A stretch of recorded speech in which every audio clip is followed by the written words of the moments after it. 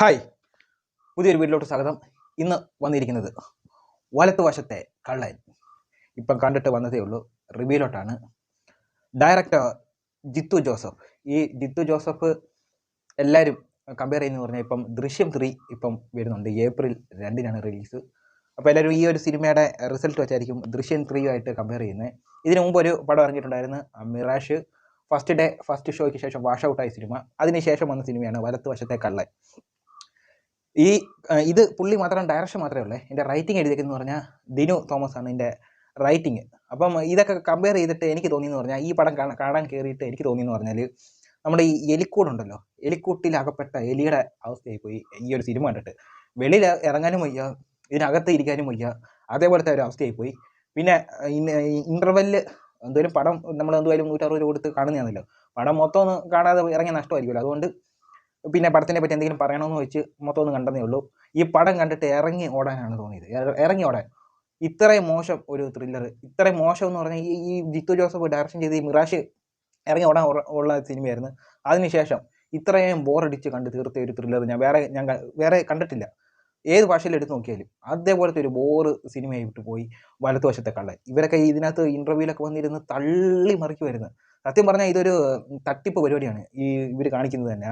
ഇതേപോലത്തെ സിനിമ ഇറക്കി ഇതേപോലെ ഇൻ്റർവ്യൂ എടുത്ത് പ്രൊമോഷനാണെന്ന് പറഞ്ഞുകൊണ്ട് ഒരു തട്ടിപ്പ് പരിപാടിയാണ്. പ്രേക്ഷകരുടെ പൈസ തട്ടാൻ വേണ്ടിയുള്ള തട്ടിപ്പ് പരിപാടി. ഈ പടത്തിൽ യാതൊന്നുമില്ല. എനിക്ക് തോന്നുന്നു ഇതിനകത്ത് ഏറ്റവും കൂടുതൽ ബജറ്റായത്, ഏറ്റവും കൂടുതൽ പൈസ മുടക്കിക്കുന്നത് എനിക്ക് തോന്നുന്നു ഇതിനകത്ത് വെള്ളത്തിനാന്ന് തോന്നുന്നു. മഴ ഒരു പകുതി ഇൻ്റർവെല്ലിന് മുമ്പ് മുക്കാൽ ഭാഗവും ഇതിനകത്ത് മഴയ്ക്കകത്താണ് ഷൂട്ട് ചെയ്തേക്കുന്നത്. അത് നല്ല മഴയല്ലെന്ന് കാണുമ്പോഴേ അറിയാം. ഈ പൈപ്പിനകത്ത് വെള്ളം വെച്ച് മേപ്പോട്ടടിക്കുന്നത് കാണുമ്പോൾ അറിയാം, ഓരോ ഷോട്ടും കാണുമ്പോൾ അറിയാം. അല്ലെങ്കിൽ ഒരു പോലീസ് സ്റ്റേഷന് മുമ്പിൽ ഒരു ഇന്നോവ സ്കോർപ്പിയോ നിർത്തിയിട്ടേക്കുന്ന ഒരു സീനുണ്ട്. അതിനകത്ത് ഇരിക്കുന്ന ആൾക്കാരുണ്ട്. അപ്പം ഈ മഴ പെയ്തുകൊണ്ടിരിക്കുമ്പോൾ തന്നെ അറിയാം, നിങ്ങൾ മഴയത്ത് നിർത്തിയിട്ടേക്കുന്ന ഗ്ലാസ് നോക്കിയാൽ മതി, വെള്ളം എങ്ങനെ ഒഴുകുന്നതെന്ന് നിങ്ങൾക്ക് മനസ്സിലാവും. ഇത് വെറുതെ മഴയല്ലെന്ന് അത് കാണുമ്പോഴേ അറിയാം. അതേപോലെ എടുത്തു വെച്ചിട്ടുണ്ട്. പിന്നെ ഈ ജിത്തു ജോസഫ് ഡയറക്ഷൻ ചെയ്ത് കീപ്പോട്ടാന്ന് തോന്നുന്നു വരുന്നത്. പുള്ളിയുടെ എല്ലാ സിനിമയുടെയും പോലെ തന്നെ ഷോട്ട് ഇതിനകത്ത് കാണിച്ചു വെച്ചിട്ടുണ്ട്. പിന്നെ ക്രെയിൻ ഷോട്ട് ഇതെല്ലാം ഇതിനകത്ത് കാണിച്ചു വെച്ചിരിക്കുന്നുണ്ട്. എല്ലാത്തിലും ഒരു മാറ്റമില്ല. ഇപ്പം ഒരു സിനിമ ഇറക്കുമ്പോൾ ആ സിനിമയ്ക്ക് ചേരുന്ന രീതിയിലെങ്കിലും ഒന്ന് മാറ്റിപ്പിടിച്ചുകൂടായെന്ന് എനിക്ക് ചോദിക്കാനുള്ളൂ. സതീഷ് കുറുപ്പാണ് ഇതിൻ്റെ സിനിമാട്ടോഗ്രാഫി പറയാനൊന്നുമില്ല. ജിത്തു ജോസഫിൻ്റെ പടത്തിൻ്റെ കൂട്ട് തന്നെ, പഴയ പടത്തിൻ്റെ കൂട്ട് തന്നെയുള്ള ഒക്കെ പരിപാടിയൊക്കെ തന്നെ അതിനകത്ത് കാണിച്ചു വെച്ചിരിക്കുന്നത്. വിഷ്ണു ശ്യാമാണ് ഇതിൻ്റെ മ്യൂസിക്. ഒരു സോങ് കാണിക്കുന്നുണ്ട്. അതെനിക്ക് തോന്നുന്നു ഇതിനകത്ത് ഒരു കഥ കുറച്ച് കാണിക്കണമല്ലോ, അതിനുവേണ്ടി ഒരു സോങ് കുത്തി കെട്ടിയിട്ടേക്കും. ആ ഒരു സോങ്ങിൻ്റെ യാതൊരു ആവശ്യവും അതിനകത്തില്ല. പിന്നെ മ്യൂസിക്കും എനിക്ക് എടുത്ത് പറയാനൊന്നുമില്ല. പിന്നെ ഈ ഒരു പടം എനിക്ക് കാണാൻ തോന്നിയെന്ന് പറഞ്ഞാൽ, ഇതിനകത്ത് ബിജു മേനോനും ജോജു ജോർജും ഒരു ഓപ്പോസിറ്റായിട്ട് വരുന്നുണ്ടെന്ന് എനിക്ക് തോന്നി.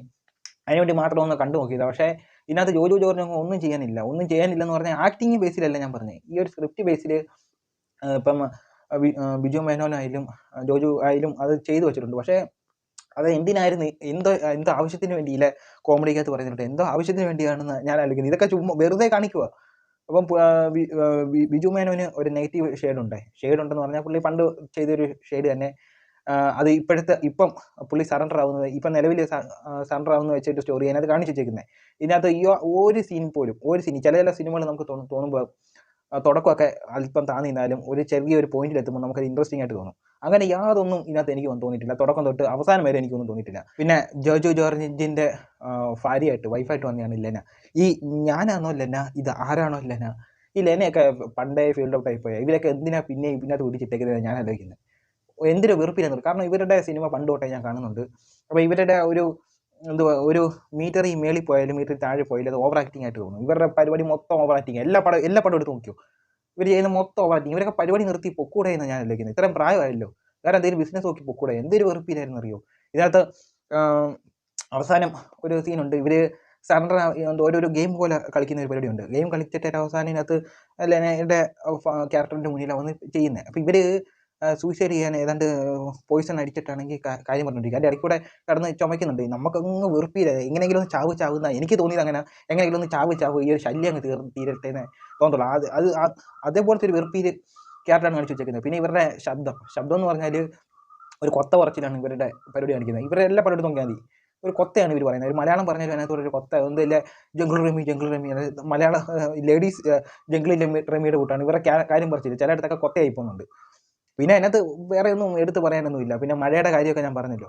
എടുത്ത് പറയേണ്ട ഒരു സീനും എനിക്ക് തോന്നിയിട്ടില്ല. വെറുതെ എന്തൊക്കെയോ തട്ടിക്കൂട്ടി എങ്ങനെയെങ്കിലും ആൾക്കാരെ ഒന്ന് കൊള്ളയടിക്കണം. അതിനുവേണ്ടി എടുത്തൊരു സിനിമയായിട്ടാണ് എനിക്ക് ഈ വലതുവശത്തെ കള്ളൻ തോന്നിയത്. ജിത്തു ജോസഫിൻ്റെ ഒരു കാര്യം എടുത്ത് നോക്കുകയാണെങ്കിൽ പുള്ളി ഇത്ര പോപ്പുലറായി എന്ന് പറഞ്ഞാൽ ദൃശ്യം ഫസ്റ്റിന് ശേഷം ഇത്ര പോപ്പുലറായത്. അതിന് മുമ്പ് പുള്ളിക്കാരൻ ചെയ്ത ഒരു പടം ഉണ്ടായിരുന്നു ഡിറ്റക്റ്റീവ് എന്ന് പറയുന്നത്. എനിക്ക് നല്ലോണം ഇഷ്ടപ്പെട്ട ഒരു സിനിമയാണ് ഡിറ്റക്റ്റീവ്. മെമ്മറീസ് ഞാൻ താമസിച്ചാണ് കണ്ടേ. പിന്നെ ദൃശ്യത്തിലൂടെ ഇത്ര പുള്ളി അങ്ങ് ഫേമസ് ആയത്. ഇയാൾക്ക് ഈ പഴയ സിനിമകൾ ഈ പുള്ളി തന്നെ ചെയ്തിട്ട് പഴയ സിനിമകളുടെ പാറ്റേൺ എല്ലാം ഇപ്പം പുതിയതായിട്ട് ഇറങ്ങുന്ന സിനിമയിൽ തന്നെ കാണാനുണ്ട്. അതുകൊണ്ടാണ് ആളുകൾക്ക് ഇഷ്ടപ്പെടാത്തത്. പിന്നെ വേറെ എന്ന് പറഞ്ഞാൽ ഇതെല്ലാം പ്രൊഡക്ഷനാണ്. ഈ ഒരു പടം എല്ലാം നമുക്ക് കാണുമ്പോൾ അറിയാം. നമുക്ക് നല്ല രീതിയിൽ നമുക്ക് ഊഹിച്ചെടുക്കുന്നതിൻ്റെ കൂട്ടായിരിക്കും ഈ പടങ്ങളൊക്കെ വരുന്നത്. അതേപോലൊക്കെ തന്നെയാണ് ഈ പടവും എനിക്ക് തോന്നിയിട്ടുള്ളത്. ബോർ പടം. ഇപ്പം പിന്നെ തിയേറ്ററിൽ സിനിമ കാണാൻ പോകുന്നവർക്ക് വേണമെങ്കിൽ സിനിമ കണ്ടോ. അപ്പം ഇരുന്ന് ഉറങ്ങാനൊക്കെ നല്ലതായിരിക്കും. കാരണം എന്ന് പറഞ്ഞാൽ ഇപ്പോൾ വെയിലില്ലയോ, നല്ല AC ഉള്ള തിയേറ്ററിലൊക്കെ പോയി കഴിഞ്ഞാൽ ഉറങ്ങി അലാറം വെച്ചാൽ മതി. 2 മണിക്കൂറിന് മേളിൽ അങ്ങാണ്ട് ഇച്ചിരി നേരം കണ്ടുണ്ട് പടം. ഒരു അലാറം വെച്ചിട്ട് നല്ലോണം കിടന്ന് ഉറങ്ങിയിട്ട് വരാം. അപ്പം വെയിലൊക്കെ ഇല്ലയോ. അപ്പോൾ അതിനുവേണ്ടി വേണമെങ്കിൽ കാണാൻ പോകാം. അപ്പോൾ ഇത്രയേ ഉള്ളൂ. അടുത്തൊരു വീഡിയോ ആയിട്ട് വരുന്നത്. ബൈ.